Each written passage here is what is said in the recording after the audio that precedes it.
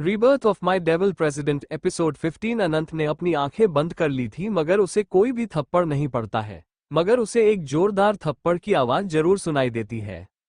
अनंत हैरानी से अपनी आंखों को खोलकर सामने की तरफ देखती है तो उसे अपनी आंखों पर विश्वास नहीं हो रहा था। उसके सामने कोई और नहीं बल्कि कुंज खड़ा था। कुंज को देखते ही अनंत को अपने दिल में एक गर्माहट का एहसास होता है, मगर मिस्टर आहूजा की आवाज सुनकर वो जल्दी ही अपने होश में आ जाती है। मिस्टर आहूजा के चेहरे पर उंगलियों के निशान दिख रहे थे। वो अपने गाल को सहलाते हुए गुस्से से कुंज से बोले, तुम्हारी हिम्मत भी कैसे हुई मुझे थप्पड़ मारने की? मैं तुमसे उम्र में कितना बड़ा हूं, कम से कम तुम्हें इस बात का लिहाज तो करना चाहिए। मिस्टर आहूजा अपने गुस्से में भूल चुके थे कि उनके सामने कोई और नहीं बल्कि सिंह परिवार का वारिस कुंज वर्धन सिंह खड़ा था। कुंज की आंखें और भी ज्यादा ठंडी हो जाती हैं। वो अपना एक कदम बढ़ाता है। मिस्टर आहूजा एक पल के लिए डर जाते हैं और वो जल्दी से अपने कदम पीछे ले लेते हैं। धीरे धीरे उनके अंदर डर फैलने लगता है। तब उन्हें एहसास हुआ कि उन्होंने कुंज से कितनी बदतमीजी से बात की है। अगले ही पल उनका बर्ताव बदल जाता है और वह डरते हुए बोलते हैं, mister Kunj, I am sorry, मुझे माफ कर दीजिए। ये सब कुछ इस अनंत की गलती है, आप चिंता मत करिए। आपके थप्पड़ मारने से मुझे बिल्कुल भी बुरा नहीं लगा है और ना ही मैं आपके खिलाफ कोई भी केस करने वाला हूं। ये सुनकर कुंज अपनी आईब्रो ऊपर कर लेता है, फिर ठंडे तरीके से मुस्कुराते हुए गहरी आवाज में पूछता है, तो आप मुझ पर केस करना चाहते हैं? उसकी आवाज ऐसी थी मानो कोई शैतान बोल रहा हो। मिस्टर आहूजा घबराकर बोले, नहीं नहीं, मैं हिम्मत नहीं कर सकता हूं। मिस्टर कुंज, क्या आप यहां पर इसलिए आए हैं क्योंकि अनंत ने आपको फिर से परेशान किया है? अगर ऐसा है तो मैं आपको बता दूं, मैंने अनंत से पहले ही पारिवारिक रिश्ते तोड़ दिए हैं। अब उसका और आहूजा खानदान का कोई भी लेना देना नहीं है क्योंकि आहूजा खानदान कभी भी अनंत जैसे गे को एक्सेप्ट नहीं करेगा। एक बार को तो हम उसे एक्सेप्ट कर भी लेते, मगर जब से मुझे पता चला है कि वह आपको परेशान कर रहा है, तब से मैंने उसे समझाने की कोशिश की है, मगर फिर भी वह आपके पीछे पड़ा था। यश ने भी मुझे बताया कि कैसे जब आप उसके कॉलेज गए थे तो वह आपके ऊपर गिर गया था और जानबूझकर आपको अपनी तरफ अट्रैक्ट करने की कोशिश कर रहा था। ये काफी ज्यादा शर्मिंदा करने वाली बात है। इसके लिए मैं आपसे माफी मांगता हूँ। यही नहीं, मुझे यश ने बताया कि अनंत ने आपके लिए कितनी बार प्रॉब्लम क्रिएट की। वह तो आपका बड़प्पन था कि आपने उसके साथ ज्यादा कुछ भी नहीं किया है, वरना जैसी उसकी हरकतें हैं उस हिसाब से तो आपको उसे मार देना चाहिए था। मिस्टर आहूजा के मन में जो कुछ भी आ रहा था वो बस बोले जा रहे थे। वही कुंज की आंखें और भी ज्यादा डेंजरस होती जा रही थीं क्योंकि उसे बिल्कुल भी पसंद नहीं आया था कि मिस्टर आहूजा अनंत के बारे में ऐसी बातें कर रहे थे। उसने यश की तरफ देखा, फिर बहुत ही शानदार आवाज में मिस्टर आहूजा से पूछा, क्या कहा है आपके बेटे ने? मैंने तो सुना है आहूजा खानदान में सिर्फ एक ही वारिस है और वह अनंत है। मैंने कभी भी यश के बारे में नहीं सुना है कि आपका और मिसेज शीतल का कोई दूसरा बेटा है। फिर यश आपका बेटा कैसे हुआ? वो जानबूझकर यह सवाल पूछ रहा था। वही अनंत समझ गई थी कि कुंज बस उसके डैडी को शर्मिंदा कर रहा है। मिस्टर आहूजा को समझ नहीं आया कि वह क्या बोले। तभी यश जल्दी से बोल पड़ा, डैडी, बहुत जल्दी ही अनंत की मॉम को डाइवोर्स देने वाले हैं और मेरी मॉम से शादी करने वाले हैं। ये सुनकर कुंज इंटरेस्ट के साथ बोला, मतलब तुम आहूजा खानदान के नाजायज बेटे हो? लेकिन जब मैं अंदर आ रहा था तो मैंने कई लोगों से सुना वह तुम्हें आहूजा खानदान का वारिस कह रहे थे। क्या सच में एक नाजायज बेटा वारिस बनने के लायक है? क्या तुम में कोई ऐसी क्वालिटी है कि तुम वारिस कहलाओ? इतना कहते ही वह यश को बहुत ही गौर से देखने लगता है। यश को समझ नहीं आ रहा था कि वह क्या बोले, उसकी तो बोलती ही बंद हो गई थी, मगर वो गुस्से से अनंत को देख रहा था। गौरवी, जो कब से चुपचाप खड़ी थी, वो बस अनंत को ही देखे जा रही थी। उसने नफरत से अनंत को देखा, फिर जल्दी से खुद को कुंज की बाहों में फेंकते हुए बोली, कुंज, मुझे पता है तुम्हारी याददाश्त जा चुकी है और यह अनंत तुम्हें बहुत ही ज्यादा परेशान कर रहा है। इसने तुम्हारा ब्रेन वॉश किया है, इसकी बातों में मत आओ। गौरवी ऐसे रिएक्ट कर रही थी जैसे उसे पता ही ना हो कि अनंत एक लड़की है। वह ऐसे बोल रही थी जैसे अनंत एक लड़का ही है। उसकी एक्टिंग स्किल्स देखकर अनंत का मुंह बन जाता है, मगर उसे इस वक्त सबसे ज्यादा चिंता अपनी मॉम की थी। उसने उन सबको इग्नोर किया और आईसीयू की तरफ देखने लगती है। ठीक उसी वक्त एक डॉक्टर बाहर आते हैं। डॉक्टर को देखते ही अनंत घबराते हुए पूछती है, डॉक्टर, मेरी मॉम कैसी है? क्या वह ठीक तो है ना? डॉक्टर उसे बहुत ही गौर से देखते हैं, उसके बाद सीरियस होकर बोले, पेशेंट इस वक्त खतरे में है, हम कुछ बोल नहीं सकते हैं। इतना कहते ही वो जल्दी से वहां से चले जाते हैं। वही अनंत तो अपनी जगह पर शक से खड़ी थी। उसका दिल जोर जोर से धड़क रहा था। वो सोच भी नहीं सकती थी कि उसकी मॉम को कुछ हो गया तो वह क्या करेगी। उसके पिछले जन्म में भी वह अकेली रह गई थी। उसे पता ही नहीं चला था कि उसके मॉम और डैड कब उसे छोड़कर चले गए। उसके बाद उसने अपनी जिंदगी अकेले ही गुजार दी थी। उसे कभी किसी का प्यार नहीं मिला। केवल एलेक्स और उसके कुछ दोस्त ही थे जो उसका ध्यान रखते थे, मगर अनंत को प्यार चाहिए था। उसे अपने इस नए जन्म में एक प्यार करने वाली माँ मिली थी। वो उन्हें खोना नहीं चाहती थी। वो कसके अपनी मुट्ठी बंद करके अपने इमोशंस को कंट्रोल करने की कोशिश कर रही थी। कुंज ने जब अनंत को देखा तो वो उसकी बॉडी को कांपते हुए महसूस कर पा रहा था। वो उसके पीछे जाकर खड़ा हो जाता है। अनंत को अपनी पीठ पर एक गर्माहट का एहसास होता है। वो एकदम से पलटी है और कुंज को गले लगा लेती है। मगर उसने अपने इमोशंस को किसी के सामने नहीं दिखाया था। उसकी आंखों में कोई भाव नहीं था, मगर कुंज ये चीज साफ देख पा रहा था कि वो जख्मी हुई है। वो उसके बालों में हाथ फपे छोटी ई की मात्रा राते हुए बहुत ही धीमी और प्यार भरी आवाज में बोला, मॉम ठीक हो जाएंगी, रिलैक्स। इतना कहते ही वो अपना हाथ उसके कमर पर रख देता है। ये सब देखकर तो मिस्टर आहूजा और यश हैरानी से एक दूसरे को देखने लगते हैं। उन्हें अपनी आंखों पर विश्वास नहीं हो रहा था। इनफैक्ट दोनों समझ नहीं पा रहे थे कि आखिर कुंज को हुआ क्या है जब वो अनंत के साथ इतना अच्छा बर्ताव कर रहा था। गौरवी तो जलकर राख हो चुकी थी। वो कुछ अटेंशन पाने के लिए फिक्र भरी आवाज में अनंत से बोली, अनंत चिंता मत करो, मैंने तुम्हारी मॉम को जल्दी हॉस्पिटल पहुंचाया और मैं अभी पेमेंट करके आती हूं ताकि हॉस्पिटल वाले ट्रीटमेंट में कोई भी लापरवाही ना करे। इतना कहते ही जैसे ही वो वहां से जाने वाली थी कि अचानक सौरभ वहां पर आ जाता है। उसने गौरवी को इग्नोर करते हुए कुंज को देखकर रिस्पेक्ट से कहा, प्रेसिडेंट, मैंने सारे अरेंजमेंट कर दिए हैं। यहाँ तक कि वर्ल्ड के बेस्ट डॉक्टर की टीम को भी बुला लिया है। वो कुछ ही देर में यहाँ आते होंगे। ये सुनकर गौरवी रुक जाती है। वो दांत पीसते हुए अनंत को देख रही थी, जो अभी भी किसी को गले लगाए खड़ी थी। ऐसे ही लगभग 1 घंटा बीत गया था, मगर शीतल जी की कंडीशन के बारे में अभी तक किसी को पता नहीं चला था। कुंज ने काफी कोशिश की, मगर अनंत बेंच पर बिल्कुल भी बैठ नहीं रही थी। वह खड़ी थी और काफी बेचैन थी। कुंज को धीरे धीरे गुस्सा आने लगा था। वो अनंत के कंधे को कस के दबाते हुए दांत पीसकर उसके कान में बोला, सुगर डैडी, बेंच पर बैठो और मेरी बातों को इग्नोर करने की कोशिश मत करो, अदरवाइज तुम सोच भी नहीं सकती क्या होगा। अनंत उसकी आंखों में देखती है। अनंत रो नहीं रही थी, मगर उसकी आंखें चमक रही थी क्योंकि उसकी आंखों में आंसू थे। कुंज आगे उसे डांट नहीं पाया। वो अपनी आंखें बंद करके अपने गुस्से को शांत कर लेता है। फिर उसके बालों में हाथ फेरते हुए प्यार से बोला, तुम्हें पता है तुम्हारी हेल्थ अभी इस वक्त ठीक नहीं है, बाकी मैं सब देख लूंगा। अभी तुम चुपचाप बैठो, वरना मैं तुम्हें घर भेज दूंगा। अनंत इस बार उसकी बात मानकर बेंच पर बैठ जाती है, मगर तभी उसे कुछ याद आता है और वह मिस्टर आहूजा को घूमते हुए बोली, आप यहाँ पर क्या कर रहे हैं? मुझे ये तो पता है आपको मेरी मॉम की फिक्र नहीं है, लेकिन आप यहाँ क्यों हैं ये समझ नहीं आ रहा। एक मिनट, आहूजा कॉर्पोरेशन के कुछ % शेयर मॉम के नाम है। कहीं आप ये तो नहीं सोच रहे हैं कि अगर मुझे कुछ हो गया तो वह सारे शेयर्स मेरा नाम हो जाएंगे, इसलिए आप मौके का फायदा उठाकर सब कुछ अपने नाम करना चाहते हैं? मिस्टर आहूजा कुंज के सामने कुछ बोल नहीं पा रहे थे, वरना उनके बस चलता तब वो अनंत को डांट देते। उन्होंने बहुत ही प्यार से कहा, बेटा, तुम जितना बड़ा मुझे समझते हो उतना मैं नहीं हूं। मैं यहाँ पर सिर्फ अपनी बीवी के लिए आया हूँ, क्योंकि अभी तक हमारा डाइवोर्स नहीं हुआ है, इसलिए वो मेरी बीवी है। इतना कहते ही वो चुपचाप खड़े हो गए। अनंत अब सोचने लगी थी कि आखिर उसकी मॉम के साथ ये सब कौन कर सकता है। उसे सबसे पहले शक आहूजा परिवार पर ही था, उसके बाद गौरवी पर, क्योंकि इनसे अलावा उसका और कोई दुश्मन था भी नहीं। वो कुंज के सीने पर अपना सिर रखकर आंखें बंद कर लेती है।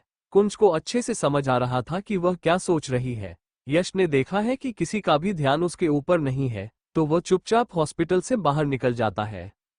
अस्पताल से बाहर निकलते ही उसने किसी का कॉल किया।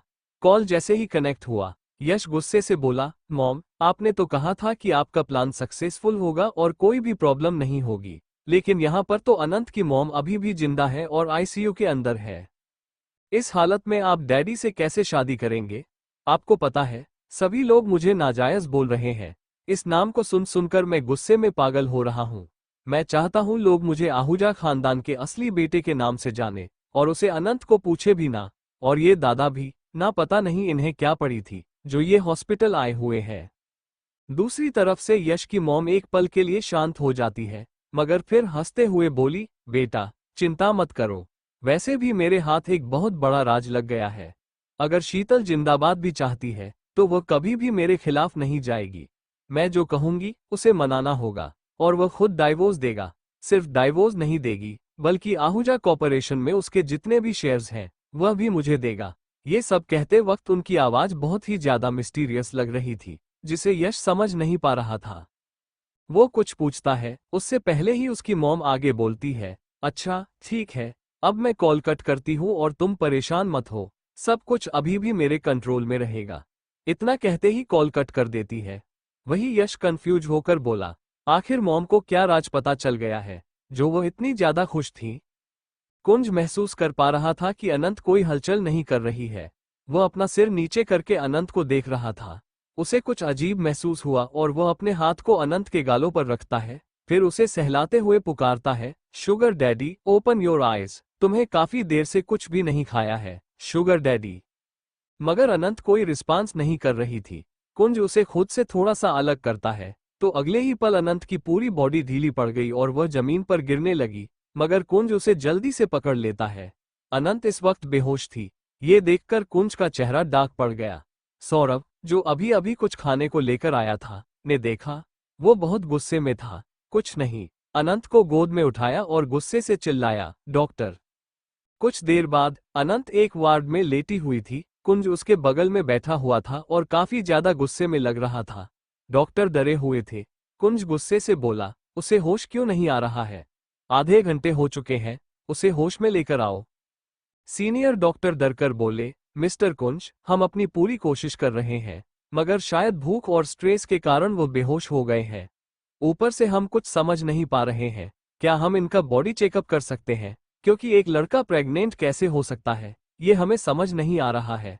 उन डॉक्टरों को भी खुद पर शक हो रहा था कि क्या वे असल में डॉक्टर हैं, पर उन्होंने बार बार अनंत का चेकअप किया और उन्हें बार बार यही पता चला कि अनंत प्रेग्नेंट है।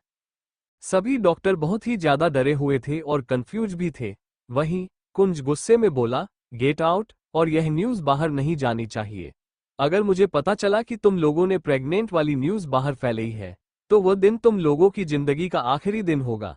डॉक्टर डरते हुए जल्दी से भाग जाते हैं। उनके अंदर हिम्मत नहीं थी कि वह ये बात कभी किसी को बता भी सके। अब कुंज अपनी गहरी नजरों से अनंत को देख रहा था, जिसका चेहरा पीला पड़ा हुआ था। अनंत बहुत शरारती थी और ज्यादातर कुंज के साथ छेड़खानी करती थी, इसलिए कुंज उसे इतना शांत देखकर बर्दाश्त नहीं कर पा रहा था। कुंज ने अनंत को आराम से सुला दिया और डॉक्टर से शीतल जी की कंडीशन के बारे में जानकर कुछ समय के लिए अस्पताल से बाहर निकल आया। हालांकि अनंत का ध्यान रखने के लिए उसने पहले ही अपने लोगों को हॉस्पिटल में तैनात किया था। कुंज खुद ड्राइव करने वाला था, लेकिन जैसे ही वो पार्किंग में पहुंचा, उसकी नजर अचानक डैनी पर पड़ी। डैनी को देख उसकी आंखें सिकुड़ गईं। डैनी ने खुशी से कहा, आखिरकार मैंने तुम्हें ढूंढ ही लिया, मैं बहुत खुश हूं। इतना कहकर वो तुरंत कुंज के पास पहुंची और उसके हाथ को पकड़ने की कोशिश की, लेकिन कुंज एक कदम पीछे हटते हुए उसे गुस्से से घूरने लगा। डैनी ने उसकी ओर देखकर उदास होने का नाटक किया, जबकि अंदर ही अंदर वो अनंत से बहुत गुस्से में थी। डैनी हार मानने वाली नहीं थी। वो कुंज के पास और करीब पहुंची और उसके कमजोर पॉइंट पर हमला किया। उसे बहुत अच्छे से पता था कि कुंज के लिए उसकी बचपन की यादें ही उसकी सबसे बड़ी कमजोरी थी। डैनी धीरे धीरे इमोशनल होते हुए बोली, कुंज, तुम मुझे कैसे भूल सकते हो? मैं वही अनंत हूँ जिसे तुमने सालों पहले अपने कारण खो दिया था। तुमने मुझे क्यों नहीं बचाया? अब जब मैं तुम्हें ढूंढ चुकी हूँ तो तुम किसी और को अपना बनाने की कोशिश कर रहे हो। वो दूसरी अनंत तुम्हें फंसा रही है। मैं तुम्हारी असली अनंत हूँ। याद करो, हम बचपन में हमेशा साथ रहते थे। तुम हमेशा मेरा ख्याल रखते थे। मैं वही छोटी सी लड़की हूँ जो तुम्हारी जिंदगी में आई थी। तुमने कहा था कि तुम हमेशा मेरे साथ रहोगे, मेरा ध्यान रखोगे, मुझे सेफ रखोगे, लेकिन अब तुम किसी और को प्रोटेक्ट कर रहे हो। डैनी के शब्दों में डीप फीलिंग्स थी और वह जानती थी कि इस बात का असर कुंज पर पड़ेगा। वो कुंज को हिप्नोटाइज करने की कोशिश कर रही थी। कुंज का सिर दर्द से चकरा गया। वो खुद को काबू करने की कोशिश करता रहा, लेकिन कुछ न कर सका। उसने कार से टेक लगाते हुए खुद को संभालने की कोशिश की। डैनी ने देखा कि उसकी बातों का कुंज पर असर हो रहा है, तो वो मुस्कुराते हुए बोली, कुंज, क्या तुम मुझे छोड़ दोगे? तुम तो मुझे छोड़कर चले आए थे, लेकिन देखो, मैं अपना वादा पूरा कर रही हूँ। मैंने तुमसे कहा था कि मैं कभी भी तुम्हारा साथ नहीं छोड़ूंगी, और देखो, मैं तुम्हारा साथ नहीं छोड़ रही हूँ।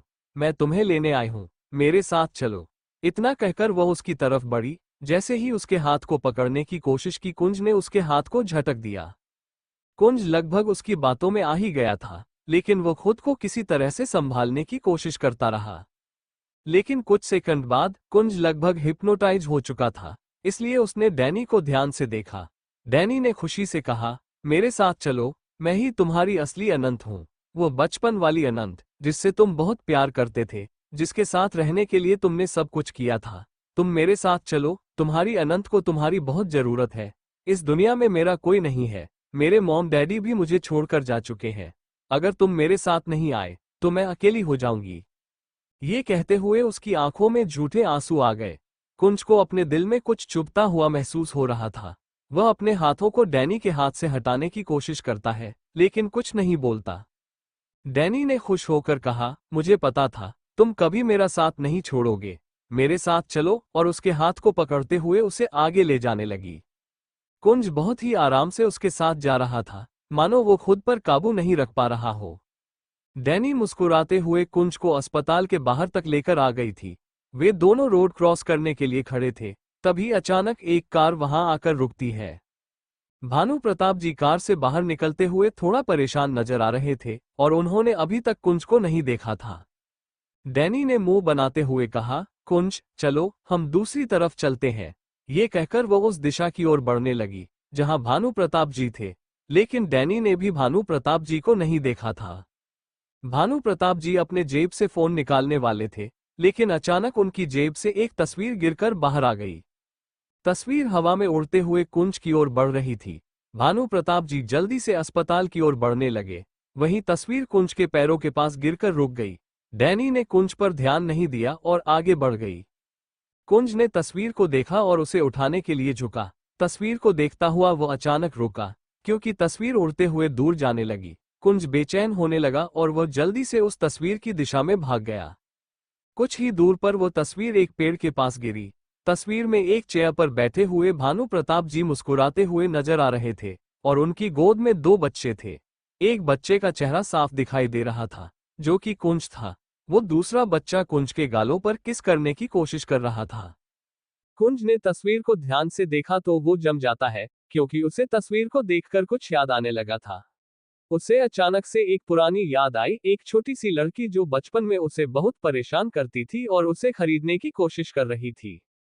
कुंज ने सिर पकड़कर पेड़ से टेक लगाया, और उसकी आंखों में उस दूसरे बच्चे से हट ही नहीं रही थी।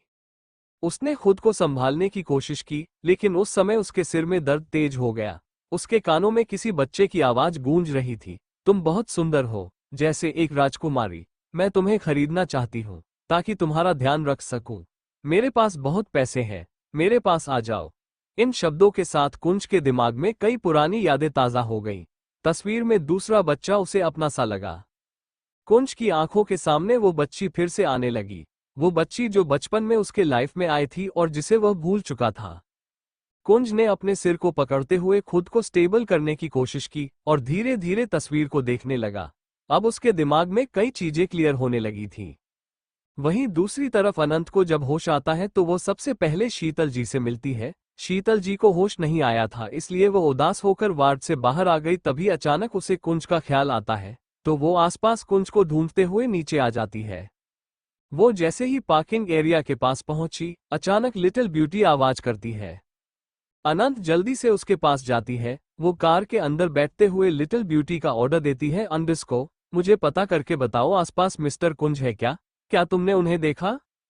लिटिल ब्यूटी जल्दी से बोली अंडिस को, हाँ बिल्कुल, वो उस चुड़ैल डैनी के साथ गया है। ये सुनते ही अनंत शॉक हो जाती है। उसका दिल जोर से धड़कने लगता है कि कहीं डैनी ने फिर से कुंज पर काबू न कर लिया हो।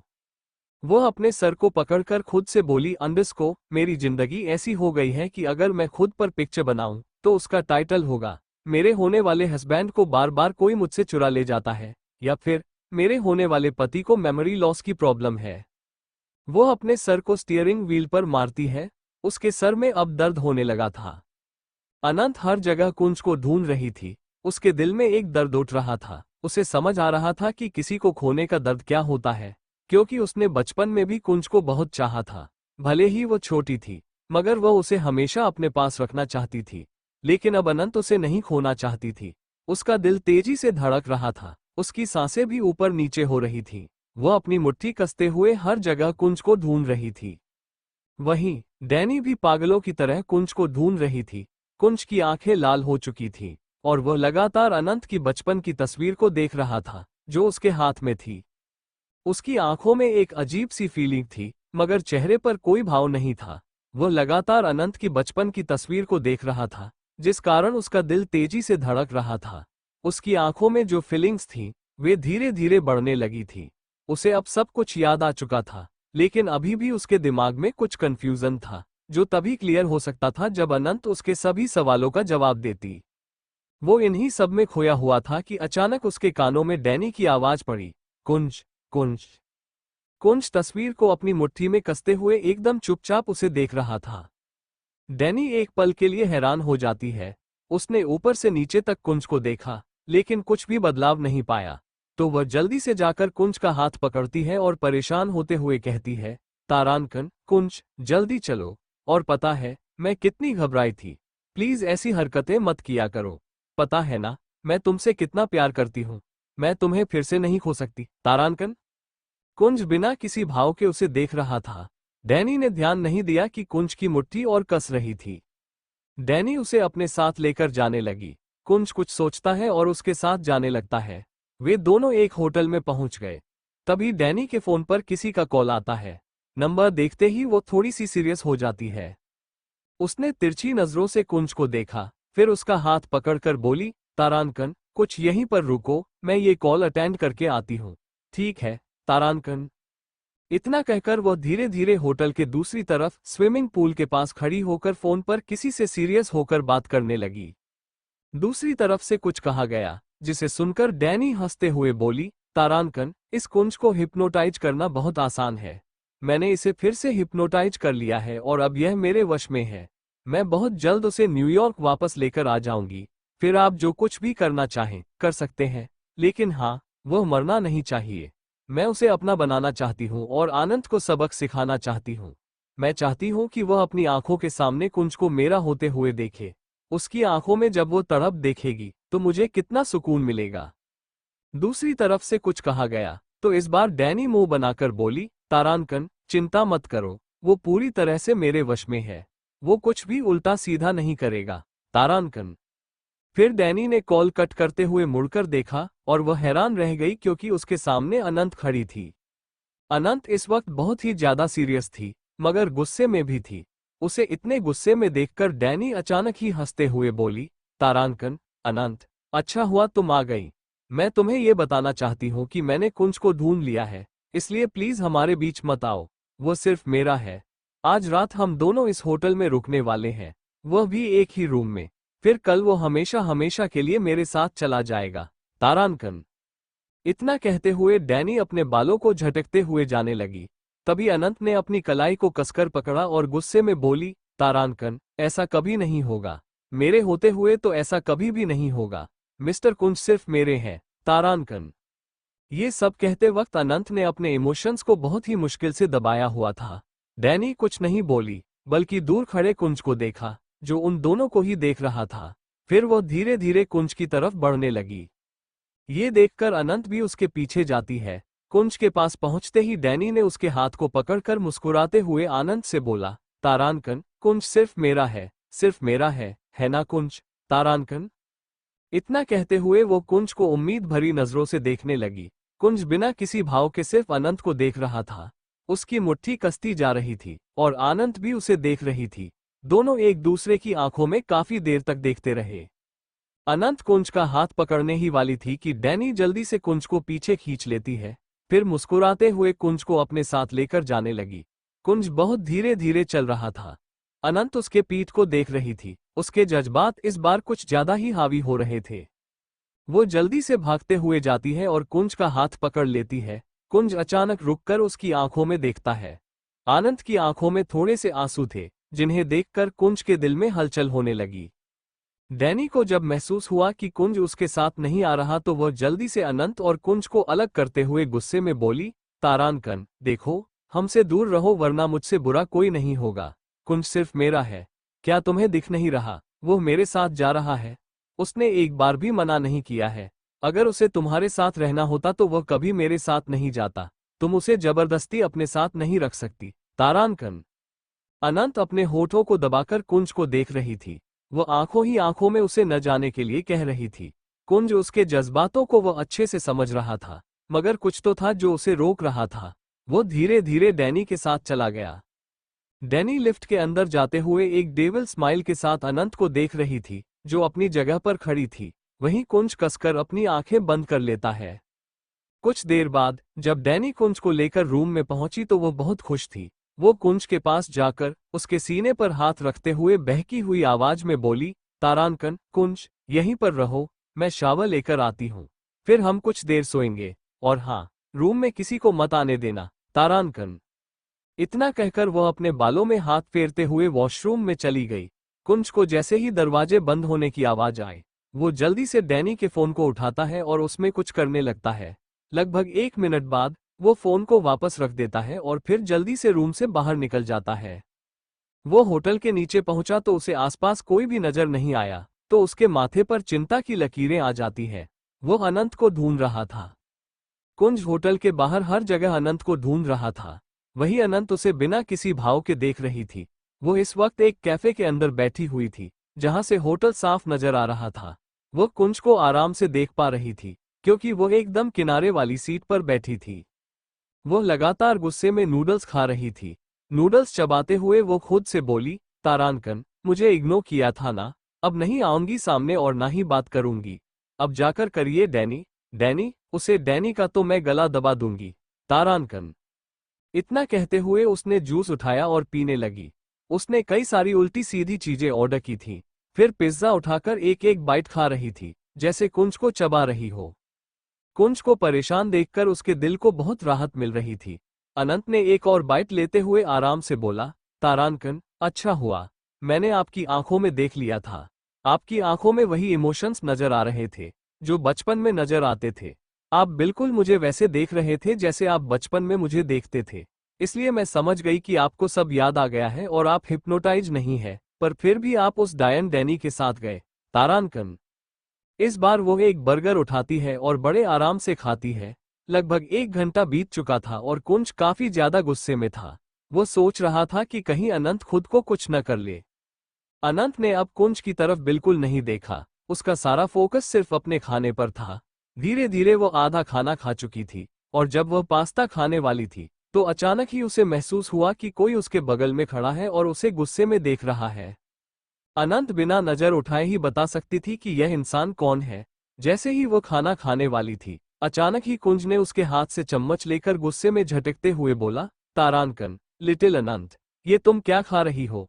ये तुम्हारी हेल्थ के लिए बिल्कुल भी सही नहीं है। तुमने कितना ढेर सारा खा लिया है। क्या तुम्हें पता भी है कि यह सब तुम्हारी हेल्थ को खराब कर देगा, तारानकन? अनंत उसकी तरफ नहीं देखती। जब वो पानी पीने वाली थी तो कुंज ने उसके हाथ से गिलास लेते हुए गुस्से में बोला, तारानकन, क्या तुम्हें सुनाई नहीं दे रहा?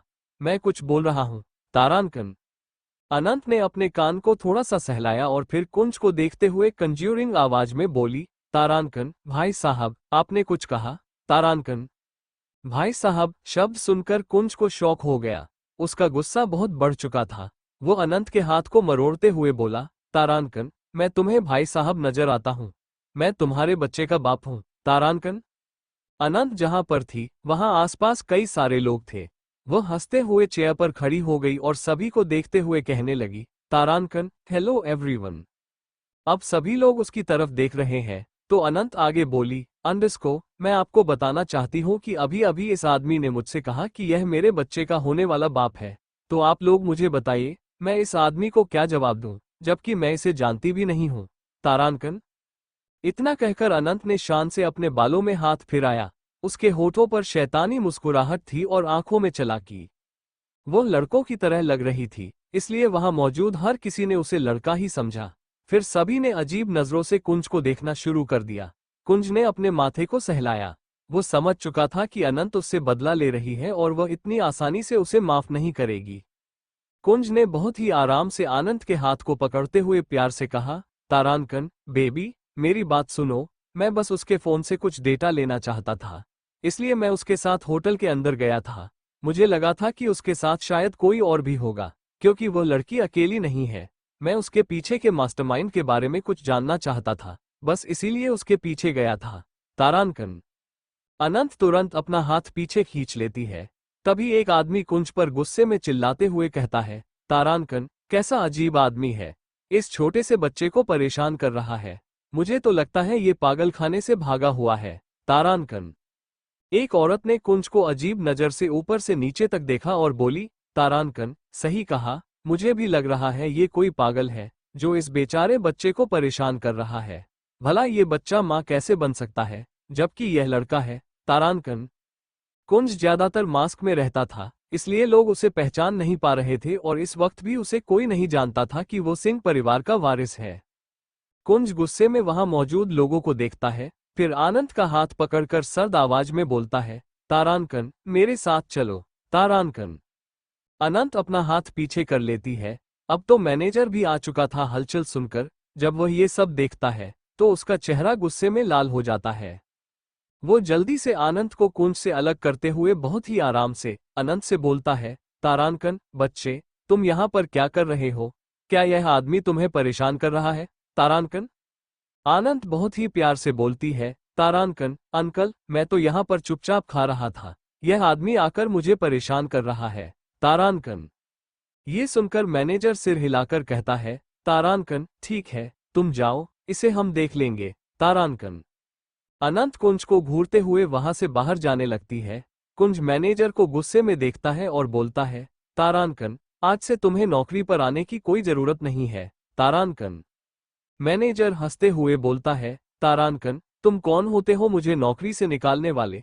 एक तो दिन दहाड़े एक लड़के को परेशान कर रहे हो, ऊपर से मुझे धमकी भी दे रहे हो।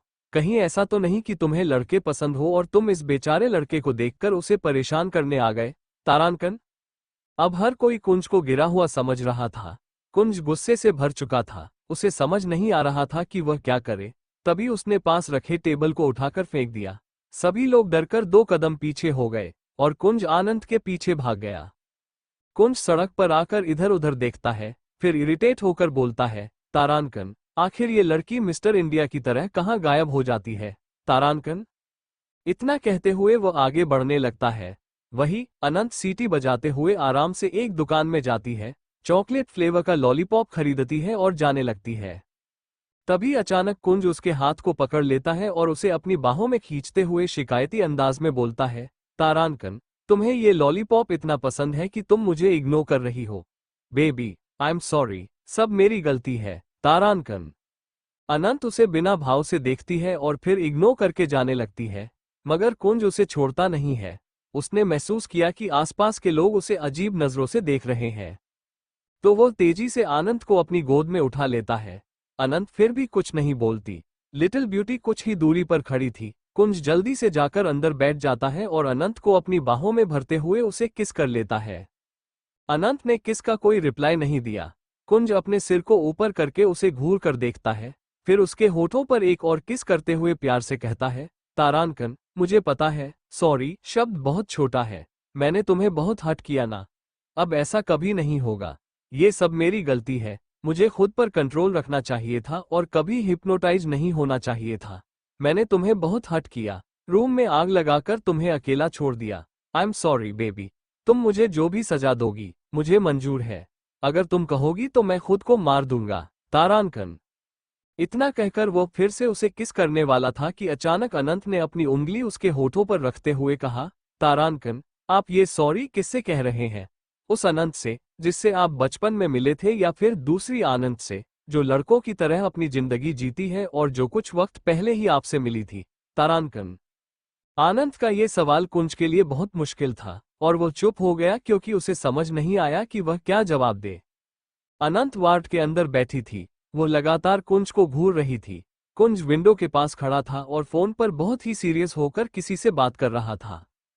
कॉल कट करने से पहले उसने गुस्से में ऑर्डर दिया, डैनी को पकड़ना थोड़ा मुश्किल है, इसलिए दूर से ही उसे खत्म करने का तरीका ढूंढो, एक शार्प शूटर को हायर करो। इतना कहते ही उसने तुरंत कॉल कट कर दिया। इसके बाद कुंज ने पलटकर अनंत को देखा तो अनंत जल्दी से दूसरी तरफ देखने लगी। ये देखकर कुंज धीरे धीरे उसकी तरफ बढ़ा। उसने अनंत के कंधे पर हाथ रखकर कुछ कहना चाहा, लेकिन अनंत ने जल्दी से उसका हाथ हटा दिया और डॉक्टर से पूछा, डॉक्टर, क्या आपका काम हो गया? डॉक्टर ने सिर हिलाकर जवाब दिया, हमने आपका पूरा बॉडी चेकअप कर लिया है, अब आप जा सकती हैं, मिस अनंत। पर जाने से पहले अनंत ने कुछ बोलने की कोशिश की, लेकिन कुंज ने उसका हाथ पकड़ लिया और डॉक्टर से ठंडी आवाज में कहा, डॉक्टर, अनंत एक लड़की है, अगर यह बात बाहर गई तो तुम जिंदा नहीं बचोगी। कुंज की धमकी से डॉक्टर डर गई। उन्होंने जल्दी से कहा, आप चिंता मत करिए, मैं किसी से कुछ नहीं करूंगी और मिस अनंत की रिपोर्ट 2 घंटे में दे दूंगी। कुंज ने सिर हिलाया और अनंत के हाथ को पकड़कर मजबूत कर लिया। अनंत ने अपने हाथ को छुड़ाने की कोशिश की, लेकिन कुंज उसे पकड़कर नीचे झुकते हुए उसके गालों पर किस करते हुए बोला, बेबी, तुम गुस्से में बहुत क्यूट लगती हो। अनंत ने मुंह फेर लिया। वो कुंज को बस इग्नोर कर रही थी, लेकिन अचानक उसे कुछ याद आया और उसका चेहरा गंभीर हो गया। उसने अपने हाथ को छुड़ाते हुए कहा, मुझे आहूजा मैंशन जाना है। कुंज समझ गया था कि वो क्यों जाना चाहती थी। उसने अनंत के बालों में हाथ फेरते हुए सर्द आवाज में कहा, ठीक है, पर मैं भी तुम्हारे साथ आऊंगा। इतना कहते ही उसने अपनी पकड़ और मजबूत कर ली। लेकिन अनंत ने मुंह बनाकर कहा, बिल्कुल भी नहीं, मैं अकेले जाऊंगी, यह मेरा फैमिली मैटर है। और वैसे भी मैं आपकी क्या लगती हूं जो आप मेरे साथ जाना चाहते हैं? आपने तो मेरे सवाल का जवाब भी नहीं दिया जो मैंने कार में पूछा था। ये सुनकर कुंज के माथे पर शिकन आ गई। उसने अनंत को दीवार से लगाते हुए उसके होठों पर किस करके हाथों को पकड़ लिया और सख्त आवाज में कहा, क्या जानना चाहती हो? यही कि मैं किसके साथ रहना चाहता हूं? तो सुन लो, मैं सिर्फ तुम्हारे साथ रहना चाहता हूं। ये सुनकर अनंत ने सार्कास्टिक टोन में कहा, तो फिर उस बचपन वाली अनंत का क्या? आप तो उसे बहुत पसंद करते थे। कुंज ने इस बार उसके गालों को हल्के से दबाते हुए कहा, बेबी, मैंने तुम्हारे बारे में अच्छे से इन्वेस्टिगेशन कराया है। तुम आहूजा खानदान से हो। तुम्हारे बचपन की हर बात मुझे पता है। तुम कभी इस शहर से बाहर नहीं गई हो। और मैं बचपन में जिस अनंत से मिला था वो न्यूयॉर्क में रहती थी। तो क्या तुम मुझे बताओगी कि तुम्हें उसके बारे में इतना कुछ कैसे पता है? तुम्हारी हरकतें, तुम्हारा बोलने का तरीका और मुझे देखने का तरीका, सब कुछ उस छोटी अनंत जैसा है। अनंत ने हल्की मुस्कान के साथ मन ही मन कहा, तारांकन, लगाइए जितना दिमाग लगाना है, लेकिन आप कभी सच नहीं जान पाएंगे, तारांकन। उसने कुंज को खुद से दूर करते हुए घमंड से कहा, मैं अच्छे से जानती हूं, आपको केवल अपनी बचपन की दोस्त अनंत ही पसंद है, मैं नहीं। मैं तो बस आपका टाइम पास हूं, जिसके साथ आपकी एंगेजमेंट हुई है।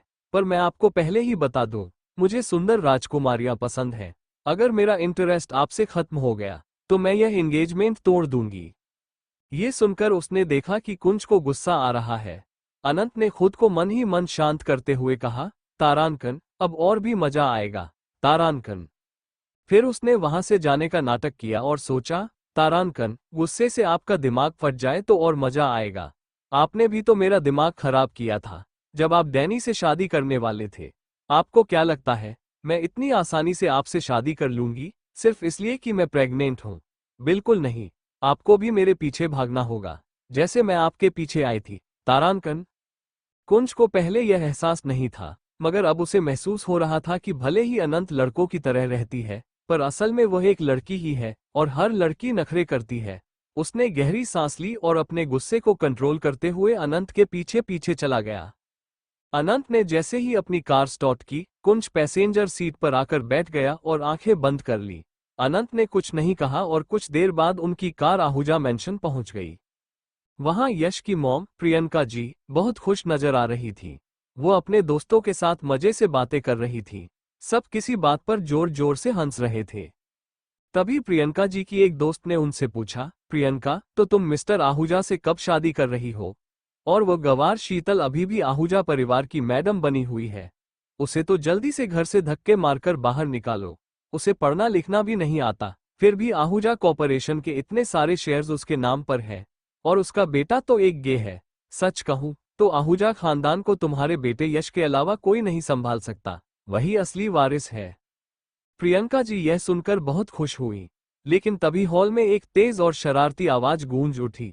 आहूजा खानदान चाहे जैसा भी हो, लेकिन वो कभी भी किसी नाजायज को अपना वारिस नहीं बनाएगा, क्योंकि नाजायज तो नाजायज ही होता है। ये सुनते ही प्रियंका जी और उनके सभी दोस्त दरवाजे की तरफ देखने लगे। वहां अनंत दीवार से टिककर बहुत एटीट्यूड के साथ खड़ी थी। उसके मुंह में एक लॉलीपॉप था, एक हाथ उसकी जेब में था और वह आराम से लॉलीपॉप चूसते हुए अंदर की ओर बढ़ने लगी। प्रियंका जी को देखते हुए उसने मुस्कुराकर कहा, सपने देखना अच्छी बात है, लेकिन ऐसे सपने नहीं देखने चाहिए जो कभी पूरे न हो। मैं जैसा भी हूं, मगर मैं आहूजा खानदान का जायज बेटा हूं। और तुम्हारा बेटा, वह तो सिर्फ एक नाजायज औलाद है, जो तुम्हारी और मिस्टर आहूजा की रंगरलियों की गलती से पैदा हुआ। अनंत की मुस्कान और भी ज्यादा गहरी हो गई, जबकि प्रियंका जी के चेहरे का रंग गुस्से से बदल गया। अनंत ने आराम से एक समोसे की प्लेट उठाई और सोफे पर बैठकर समोसे खाते हुए बोली, बहुत टेस्टी है, लेकिन ये तो आहूजा खानदान के पैसों से आए हैं। फिर तुम जैसी रखेल मेरे परिवार का पैसा क्यों उड़ा रही हो? इतना कहने के बाद उसने एक नौकर को ऑर्डर दिया, अभी और इसी वक्त इस औरत ने जितना भी पैसा उड़ाया है, उसका हिसाब करो और उसका बिल बनाओ। मैं इसे सिर्फ एक हफ्ते का समय दूंगा सारे पैसे चुकाने के लिए। यही नहीं, रखेल प्रियंका अपना सामान पैक करो, क्योंकि अब से मैं और मेरी मॉम यहीं पर रहेंगे। आखिरकार मेरी माँ ही इस घर की असली मालकिन है, न कि तुम जैसी रखेल। बार बार रखेल शब्द सुनने के बाद प्रियंका जी का चेहरा गुस्से और शर्म से काला पड़ गया। उनकी सभी दोस्त मुंह छुपाकर हंस रही थी। अनंत को किसी से कोई फर्क नहीं पड़ रहा था। वह आराम से समोसे खाने के बाद फ्रूट्स उठा लेती है और उन्हें खा रही थी। प्रियंका जी और उनके दोस्त अभी भी सदमे में थे। प्रियंका जी इस बार गुस्से में बोली, अनंत तुम यहाँ पर क्या कर रहे हो? चुपचाप यहाँ से चले जाओ, क्योंकि यह घर सिर्फ और सिर्फ मेरा है। यहाँ पर तुम्हारे या तुम्हारे माँ की कोई जगह नहीं है। अगर तुम यहाँ से नहीं गए तो मैं तुम्हें धक्के मारकर यहाँ से बाहर निकलवाऊंगी। ये सुनते ही अनंत, जो आराम से फ्रूट्स खा रही थी, अचानक हंसने लगती है। उसके हंसने से सब उसे कंफ्यूज होकर देखने लगते हैं। फिर अनंत एप्पल का एक बाइट लेते हुए हंसकर बोली, ऐसा लगता है तुम्हारे दिमाग में कुछ गड़बड़ी है या फिर तुम मेरी बात को ठीक से सुन नहीं पा रही हो। तुम्हारे दिमाग के साथ साथ कानों में भी गड़बड़ी है। मिस्टर आहूजा ने आज तक तुम्हारे ऊपर इतने पैसे खर्च किए हैं, पर क्या तुमने कभी यह नहीं सोचा कि तुम्हें डॉक्टर से अपना इलाज करवा लेना चाहिए? प्रियंका जी को और भी ज्यादा गुस्सा आया। वो दांत पीसकर बोली, अनंत तुम अपनी हद पार कर रहे हो। तभी अनंत बीच में ही गुस्से से बोली, अभी तक मैंने अपनी हद पार नहीं की है, क्योंकि अगर मैं अपनी हद पार कर देता तो अब तक तुम और तुम्हारा वह नाजायज बेटा इस घर में न रह रहे होते, बल्कि इस वक्त सड़क के किनारे भीख मांग रहे होते। प्रियंका जी ने देखा कि उनकी सभी दोस्त भले ही चुपचाप खड़ी थी, मगर उनकी नजरों में बदलाव को महसूस कर पा रही थी। अब सभी दोस्त उन्हें अजीब नजरों से देख रही थी। प्रियंका जी को काफी ज्यादा शर्मिंदगी हो रही थी, मगर वो गुस्से में आकर नौकर को ऑर्डर देती है, जल्दी से इसे निकालकर बाहर फेंको। तुम लोग किसी को भी घर के अंदर कैसे आने दे सकते हो? और इसे बाहर निकालने से पहले एक बार चेक कर लेना कि कहीं इसमें कुछ चुराया तो नहीं है। नौकर अनंत को नफरत से देखते हुए उसकी तरफ बढ़ने लगा। तभी अनंत फ्रूट बास्केट में रखा चाकू उठाकर सीधा नौकर की तरफ फेंक देती है। नौकर इसके लिए तैयार नहीं था, इसलिए वो चाकू सीधा उसके कंधे से लगते हुए जमीन पर गिर गया। नौकर के कंधे से खून बहने लगा था और खून देखकर वो जोर जोर से चिल्लाने लगा। खून की कुछ बूंदें जमीन पर भी गिर गई थीं। प्रियंका जी के साथ साथ उनके दोस्त और भी ज्यादा शॉक्ड हो गए थे। वहीं अनंत बिना किसी भाव के प्रियंका जी से बोली, तुम बस मिस्टर आहूजा की रखेल हो, तो इस घर की मालकिन बनने की कोशिश मत करो। किसी रखेल के पास कोई अधिकार नहीं होता कि वह इस घर के मालिक को घर से बाहर निकाल सके, लेकिन हाँ, मालिक के पास अधिकार जरूर होता है कि वह रखेल को घर से बाहर फेंक सके। इतना कहने के बाद वह अपना एप्पल टेबल पर रख देती है, फिर अपनी लॉलीपॉप चूसते हुए अपनी गर्दन तिरछी करके प्रियंका जी को ऊपर से नीचे तक देखकर अनंत आगे बोली, मैं तुम्हें वार्निंग दे रहा हूं। अपना सामान पैक करो और यहाँ से बाहर निकलो, वरना मुझे तुम्हारे खिलाफ केस करना पड़ेगा कि तुम जबरदस्ती मेरे घर में घुस रही हो। और हाँ, ये बिल्कुल भी मत भूलना कि मेरी मॉम लीगली मिसेज आहूजा है। भले ही मिस्टर आहूजा ने तुम जैसी रखेल को यहाँ पर रखा है, लेकिन कानून की नज़रों में मेरी मॉम उनकी वाइफ है। मिस्टर आहूजा की हर प्रॉपर्टी में 50% उनका हिस्सा है, लेकिन तुम्हारा क्या है? तुम्हारा तो 1% भी किसी चीज में हिस्सा नहीं है, तो किस अधिकार से यहाँ पर रुकी हो तुम? अनंत ने देखा कि प्रियंका जी अभी भी अपनी जगह पर खड़ी है। वह भी उनके सामने खड़ी हो जाती है, एक हाथ अपनी जेब में डालकर। वो मुस्कुराते हुए प्रियंका जी के पास जाती है और उनके गालों पर हाथ फेरते हुए बहुत ही प्यार से बोली, क्या हुआ? इतने सालों से ऐशो आराम की जिंदगी जी रही हो, इसलिए यहां से जाने का मन नहीं कर रहा है, मगर जाना तो पड़ेगा ना? और हाँ, तुमने आज तक आहूजा परिवार के जितने भी पैसे खर्च किए हैं, प्लीज उन्हें वापस कर देना, क्योंकि वो सब मेरी मॉम का हक था। मैं बर्दाश्त नहीं कर सकता कि कोई मेरी मॉम का हक ले। प्रियंका जी उसे थप्पड़ मारने के लिए अपना हाथ उठाती है, लेकिन अनंत उनकी कलाई को मरोड़कर उन्हें टेबल पर पटक देती है। फिर उनकी गर्दन पकड़कर डेविल स्माइल करते हुए बोली, मुझसे लड़ने की कोशिश मत करो। बात यह है कि तुम बूढ़ी हो चुकी हो और तुम्हारी हड्डियां भी कमजोर हो गई हैं, पर मैं तो एक नौजवान हूँ और तुम जैसी बुजुर्ग औरत को बहुत आसानी से हरा सकता हूँ, इसलिए मुझसे लड़ने की कोशिश मत करो। जाओ, अपना सामान पैक करो।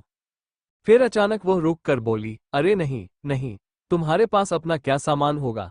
वह सब तो आहूजा परिवार के पैसों से ही खरीदा होगा। ये सोचते हुए अनंत प्रियंका से दूर हो जाती है। प्रियंका जी की हालत बहुत खराब हो गई थी। टेबल के जोर से लगने से उनका सीना घायल हो गया था और वह दर्द से तड़पते हुए जमीन पर बैठ जाती है। वो आंसुओं के साथ बोली, अनंत, तुम अच्छा नहीं कर रहे। यश के डैडी अगर आ गए तो वह तुम्हें छोड़ेंगे नहीं। तुम सोच भी नहीं सकते वह तुम्हारे साथ क्या करेंगे। ये सुनकर अनंत हंसते हुए बोली, क्या करेंगे वह मेरे साथ? बस एक बार अगर मैंने उनके खिलाफ पुलिस में शिकायत कर दी तो तुम्हें क्या लगता है क्या होगा? और अगर मैं मीडिया को बुलाकर तुम्हारी जैसी रखेल की बायोग्राफी बता दूं तो तुम्हें बर्बाद करने के लिए वही काफी होगा। फिर वो डेविल स्माइल के साथ बोली, अगर मैंने उन्हें ये भी बता दिया कि तुम कोठे पर नाचती थी और लोगों को स्पेशल सर्विस देती थी तो तुम्हारी जान भी खतरे में पड़ जाएगी। वैसे कुछ अमीर लोग तो होंगे ही जो यहाँ से निकलने के बाद तुम्हें स्पेशल सर्विस देने का मौका देंगे। तुम उनका फायदा उठाकर फिर से अमीर हो सकती हो। इतना कहकर अनंत आंख मार देती है और हंसने लगती है। उसकी हंसी इतनी डरावनी थी जैसे कोई डेविल हंस रहा हो। प्रियंका जी अनजाने में कांप रही थी। वो समझ नहीं पा रही थी कि अनंत में इतना बदलाव कहां से आया। फिर अनंत ने एक नौकर को देखा जो पहले उस पर हमला करने आया था।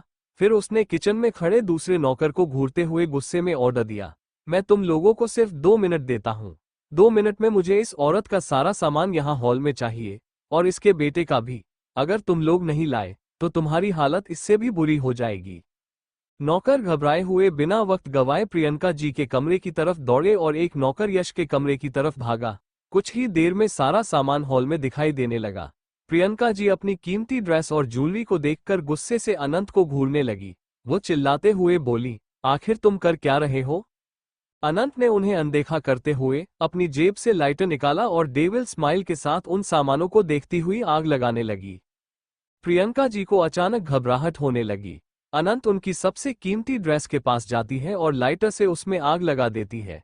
ये देखकर प्रियंका जी चीखते हुए बोली, नहीं, क्या तुम्हें पता है वो 50 लाख की ड्रेस है, लिमिटेड एडिशन है, जिसे मैंने 1 महीने पहले खरीदी थी। अनंत मुस्कुराते हुए ड्रेस को जलाते हुए बोली, मेरी माँ यहाँ की मालकिन होते हुए भी 1 लाख के कपड़े नहीं पहनती और तुम जैसे रखेल 50 लाख के कपड़े पहन रही हो, ये बिल्कुल ठीक नहीं है। ये कहकर उसने ड्रेस में आग लगा दी और उसे बाकी सामानों के बीच फेंक दिया। धीरे धीरे आग फैलने लगी। प्रियंका जी भागते हुए आग बुझाने की कोशिश करती है, मगर उनका हाथ जल जाता है। उनकी आंखों में आंसू थे क्योंकि वो इतना नुकसान नहीं देख पा रही थी। प्रियंका जी फिर से आग बुझाने की कोशिश करती है। उन्होंने टेबल से पानी उठाया और उस पर फेंक दिया, लेकिन कोई फायदा नहीं हुआ क्योंकि सभी सामानों में आग बहुत तेजी से लग चुकी थी। सामान इतना ज्यादा था कि पूरा हॉल धुएं से भर चुका था और अब सांस लेना भी मुश्किल हो रहा था।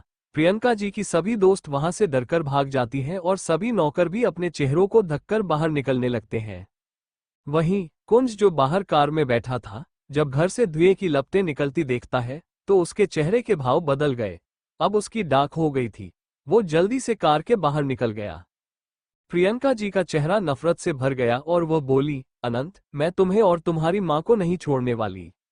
ये सुनकर अनंत गुस्से में उनके बाल पकड़कर उनके सिर को टेबल से मारते हुए दांत पीसकर बोली, तुम्हें क्या लगा कोई नहीं जान पाएगा कि तुमने मेरी माँ को मरवाने की कोशिश की थी? तुम तो मुझे भी मार डालना चाहती थी, लेकिन तुम ऐसा कर नहीं पाए। और हाँ, मैं कोई डरपोक या अच्छा लड़का नहीं हूँ, मैं बहुत बुरा हूँ और बहुत बड़ा। तुमने मेरी माँ को मरवाने की कोशिश की, तुम्हारी हालत उससे भी बुरी होगी। क्या तुम समझती हो कि कोई नहीं जान पाएगा कि क्या हुआ था? प्रियंका जी ने अनंत के मुंह से सच्चाई सुनकर डर महसूस किया, लेकिन वो इस समय कुछ भी नहीं कर सकती थी। अनंत ने फिर प्रियंका जी के सिर को टेबल पर जोर से मार दिया। फिर वह नौकरों को ऑर्डर देती हुई बोली, इस पूरे घर को आग लगा दो। पहले मैंने सोचा था कि मैं यहाँ पर रहूंगा, लेकिन अब मैं ऐसी जगह पर नहीं रह सकता जहाँ पर इस जैसी बुरी औरत रहती हो। इस जगह का बुरा साया मुझ पर और मेरी माँ पर भी पड़ सकता है। Thank you for listening. मुझे उम्मीद है आपको ये स्टोरी पसंद आई होगी। अगर आपको पसंद आई है तो प्लीज़ लाइक और कमेंट करना ना भूलें और मोर स्टोरीज के लिए सब्सक्राइब करें। मिलते हैं नेक्स्ट वीडियो में।